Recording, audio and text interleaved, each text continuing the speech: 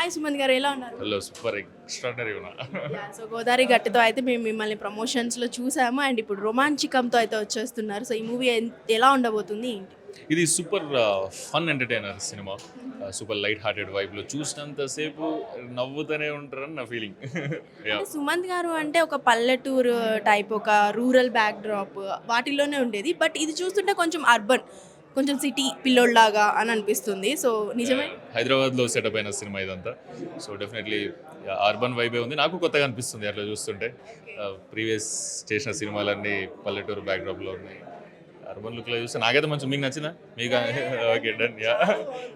So అంటే మీరు ఇంతకుముందు రాజవెడ్స్ రాంబాయ్ డైరెక్టర్తో ఆ మూవీ అనేది పోయింది కాబట్టి, సో నెక్స్ట్ ఇంకో స్క్రిప్ట్తో రాబోతున్నారనే టాక్ అయితే వినిపిస్తుంది శైలు కంపాటి గారితో. నిజమే అంటారు? యా చేసేస్తున్నాం.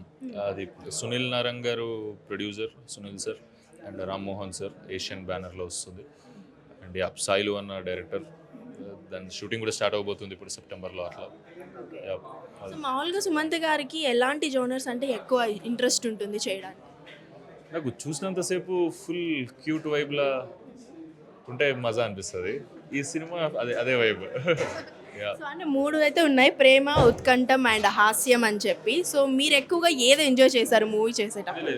3 బ్యాలెన్స్డ్ ఉంటాయి. ప్రేమ, హాస్యం, ఉత్కంఠ 3 బరాబర్ ఉంటాయని నా ఫీలింగ్.